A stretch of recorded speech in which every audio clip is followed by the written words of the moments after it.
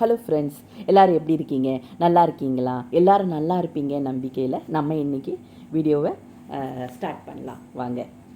இன்றைக்கி காலையில் நான் உங்களுக்காக பண்ணி கொடுத்தது வந்து போகா தான். போகானா நம்ம ஊரில் சொல்கிறதுக்கு என்ன சொல்லலான்னா அவல் உப்புமா. ஓகேவா? எப்படி பண்ணணும்னு நான் சொல்லிடுறேன். ஒரு கடாய் எடுத்துக்கிடுங்க, அதில் 2 ஸ்பூன் எண்ணெயை ஊற்றிக்கிடுங்க. அப்புறம் நல்ல எண்ணெய் சூடானதுக்கப்புறம் கொஞ்சோண்டு கடுகு, சீரகம், வெங்காயம், பச்சை மிளகாய் எல்லாம் போட்டுக்கிடுங்க. இதில் வந்து அவல் இருக்குல்ல, கொஞ்சம் தண்ணியில் நனைச்சி வச்சுக்கணும். ஓகேவா? அப்புறம் இதெல்லாம் நல்லா ஃப்ரை பண்ணிக்கணும். ஃப்ரை பண்ணதுக்கப்புறம் நம்ம நனைச்சி வச்ச அவலை வந்து அதில் போட்டுடணுங்க. போட்டு நல்லா கலந்து விட்டுருங்க. கலந்து விட்டதுக்கப்புறம் இதில் கொஞ்சோண்டு மஞ்சள் பொடி, கொஞ்சோண்டு உப்பு, டேஸ்ட்டுக்கு ஏற்றாப்பில் கொஞ்சம் ஜீனி ஆட் பண்ணிக்கிடுங்க. அதுக்கப்புறம் கொஞ்சோண்டு லெமன் ஜூஸ், ஒரே ஒரு லெமன் நான் ஆட் பண்ணியிருக்கேன் புளிப்புக்காண்டி. இந்த நல்ல இதையும் எல்லாம் போட்டதுக்கப்புறம் நல்லா கலந்து விட்டுருங்க. சரியா? இது வந்து நம்ம சாப்பிடும்போது கொஞ்சம் உப்பு, கொஞ்சம் காரம், கொஞ்சம் புளிப்பு, இனிப்பு எல்லாம் சேர்ந்த ஒரு கலவையாக இருக்கும். ரொம்ப டேஸ்ட்டாக இருக்கும். இது ட்ரை பண்ணி பாருங்கள். என்ன இதான் அவல், இங்கே வந்து போகான்னு சொல்லுவாங்க. அந்த டிஃபன் தான் இன்றைக்கி அவங்களுக்கு பண்ணி கொடுத்தேன். போகாவும் காஃபியும் போட்டு அவங்களுக்கு கொடுத்தாச்சு. எனக்கு நிறைய கொஸ்டின்ஸ் வந்துருந்துச்சு. அந்த கொஸ்டின்ஸ் நான் சொல்கிறேன். அக்கா, நீங்கள் வந்து இந்த அண்ணனுக்காக செஞ்ச ஃபுட்டை நீங்கள் சாப்பிடுவீங்களா? இந்த நாஷ்டா, இந்த டிஃபனை நீங்கள் சாப்பிடுவீங்களான்னு எனக்கு கேட்டாங்க. நான் வந்து நம்ம ஊர் டிஃபன் தான் ரொம்ப லைக் பண்ணி சாப்பிடுவாங்க. தோசை, தக்காளி சட்னி, முளபடி எல்லாமே. நான் தோசை மாவு எப்போவுமே நம்மகிட்ட ஃப்ரிட்ஜில் இருக்கும். இல்லை காலி ஆகிட்டுனா நான் அரைச்சி ஸ்டோர் பண்ணிக்கிடுவேன். அவங்களுக்கு தான் காஃபி போட்டுட்டு இருக்காங்க. ஓகே, நம்ம கொஸ்டின்ஸ்க்கு வரலாம். நான் வந்து தோசை, டொமேட்டோ சட்னி அது செஞ்சு நான் சாப்பிட்டுக்கிடுவேங்க. எனக்கு நான் தனியாக டிஃபன் பண்ணுவேன். குழந்தைக்கு தனியாக டிஃபன், அவள் என்ன கேட்காலோ நைட்டு அதுவே காலையில் அவளுக்கு 6 மணிக்கெலாம் அவளுக்கு செஞ்சு டப்பா பண்ணி கொடுத்துருவேன். அதுக்கப்புறம் இவங்களுக்கு நான் தேவையானது, இவங்க டெய்லி சப்பாத்தி தான் சாப்பிடுவாங்க. ஸோ அவங்களுக்கு தேவையான டிஃபன் தனியாக பண்ணி கொடுத்துருவேன். இவங்க பிரெட் ஆம்லேட், இங்கே எல்லாரும் அதானே சாப்பிடுவாங்க. அது என்றைக்காச்சும் ஒரு நாள் நான் விரும்பினா கண்டிப்பாக சாப்பிடுவாங்க. அவள் குழந்தை நல்லபடியாக ஸ்கூலுக்கு போயிட்டா, இவங்க ஆஃபீஸ் கிளம்பிட்டாங்க. அடுத்து என்னுடைய வேலை என்ன, நமக்கு ஒரு 10 நிமிஷம் ரிலாக்ஸ் வேணும்ல.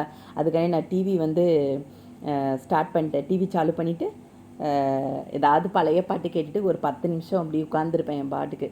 பசிச்சா சாப்பிட்டுட்டு அப்படியே இருப்பேன் கொஞ்சம். ஓகே, அடுத்த கொஸ்டின் என்கிட்ட கேட்டிருக்காங்க. நீங்கள் டீ லவரா, காஃபி லவரா, உங்களுக்கு என்ன பிடிக்கும் அப்படின்னு கேட்டிருக்கீங்க. ஓகே, எனக்கு வந்து நான் என்ன சாப்பிட்றேனோ அது வந்து ரொம்ப டேஸ்ட்டாக சாப்பிட்ணுன்னு நினைக்கக்கூடிய ஆள் தாங்க நான். எல்லாத்துடைய லவர், ஃபுட் லவர் நான். ஓகேவா? நான் எல்லாம் சாப்பிடுவேங்க. எனக்கு ரொம்ப பிடிக்கும். நான் சாப்பிட்ற சாப்பாடு ரொம்ப டேஸ்டியாக சாப்பிட்ணுன்னு நான் நினைப்பேன். அப்புறம் ரைஸ் எப்போ பண்ணுவீங்கன்னு கேட்டிருக்கீங்க. நான் வந்து ரைஸ் வந்து ராத்திரி தாங்க எங்கே சாப்பிடுவாங்க. ஏன்னா மத்தியானம் சப்பாத்தி சாப்பிட்றாங்கல்ல, அதுக்காண்டி. 3 கொஸ்டின்ஸ்க்கு ஆன்சர் பண்ணியிருக்கேன். அயனிங் துணிலாம் வந்துருச்சு. அதெல்லாம் அந்தந்த இடத்துல போய் செட் பண்ணி வச்சுருவேன்.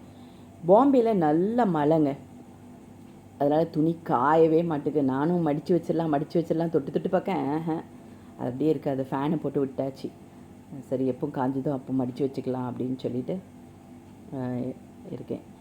அப்புறம் வந்து ஒரு கொஸ்டின் கேட்டிருந்தாங்க. என்ன கொஸ்டின்னா, மும்பையில் உங்களுக்கு பிடிச்ச ஃபுட் என்னன்னு கேட்டிருக்கேன். மும்பை ஃபுட்டு எல்லாமே நல்லாயிருக்கும், எனக்கு ரொம்ப பிடிக்கும், நான் சாப்பிடுவேங்க. ஸ்ட்ரீட் ஃபுட் சொல்லுவீங்க. ஓகே, நான் எல்லா ஃபுட்டும் சாப்பிடுவேன். ஓகேவா? அப்புறம் எஸ்என் பள்ளிவாசல் வந்தால் உங்கள் ஃபேவரட் ஃபுட் என்னன்னு கேட்டிங்க. எஸ்என் பள்ளிவாசல் எல்லா ஃபுட்டு பற்றி தான் என்கிட்ட கேட்டிருக்கீங்க. சரி, ஓகே, ஒன்றும் பிரச்சனை இல்லை, ஆன்சர் பண்ணிடலாம். மும்பையில் வந்தால் நம்ம எஸ்என் பள்ளிவாசலில் இட்லி, சாம்பார், உளுந்த வடை, பருப்பு வடை, தக்காளி சட்னி, தேங்காய் சட்னி, சாம்பார் எல்லாம் வச்சு சாப்பிட்றது ரொம்ப ரொம்ப ரொம்ப பிடிக்கும். அப்புறம் இது வந்து நான் பாத்திரங்கள்லாம் கழுவி முடிச்சிட்டேங்க. அடுத்து நேராக வந்தேன். ஆஃப்டர்நூன் என்னுடைய லன்ச் இது. குழந்தையெல்லாம் பிக்கப் பண்ணி வந்துட்டு கொஞ்சம் ரிலாக்ஸ், மறுபடியும் இவ்வளோ வேலை பார்த்தாச்சு இல்லையா, மறுபடியும் கொஞ்சம் ரிலாக்ஸாக உட்காந்து டிவி பார்த்துட்டே என்னுடைய லன்ச்சு நான் வந்து முடிச்சுட்டு இருக்கேன். அப்புறம் கொஞ்சம் நேரம் ரெஸ்ட் எடுத்துட்டு இன்றைக்கி மார்க்கெட் போகணுன்னு சொல்லி பிளான் ஃபஸ்ட்டே போட்டு வச்சுருவேன். ஸோ மார்க்கெட் கிளம்பியாச்சு. நேராக market, Navi Mumbai vegetable market தான் இப்போது கிளம்பிட்டேன்.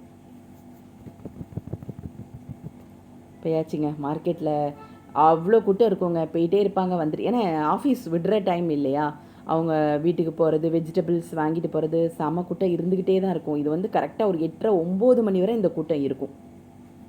இப்போ கொஞ்சம் ஒரு 5:45 6 மணினால அவ்வளோவா ஆட்கள் வந்து சில ஆட்கள் போயிட்டு வந்துட்டு இருக்காங்க. ஓகே இந்த ஜூட் பேக் வாங்கணும்னு சொல்லி நினச்சேன். இந்த தாத்தாரை ஜூட் பேக் வாங்கினேன். தாத்தாரை சொன்னேன், தாத்தா ஜிபே பண்ணிட்டா அப்படின்னு கேட்டேன். அவர் சொன்னார், கேஷ் கொடுமா அப்படின்னாரு. ஏன் தாத்தா அப்படின்னு கேட்டால், பசங்களுக்கு தாம்மா போகும், ஜிபேலாம் எனக்கு தெரியாதுமா, பட்டன் ஃபோன் வச்சுருக்கேன் அப்படின்னாரு. அப்படியா, பசங்களுக்கு போகுமா, தரமாட்டானல்மா அப்படின்னாங்க. அப்படியா தாத்தா, சரி ஓகே, நெக்ஸ்ட் டைம் நான் கேஷ் கொண்டு வரேன், இப்போ நான் ஜிபே பண்ணுறேன் தாத்தா அப்படின்னு சொல்லிட்டு ஒரு பேக் வாங்கிட்டு வந்தாச்சு. அவ்வளோதான், இப்படி தான் டே போச்சுங்க.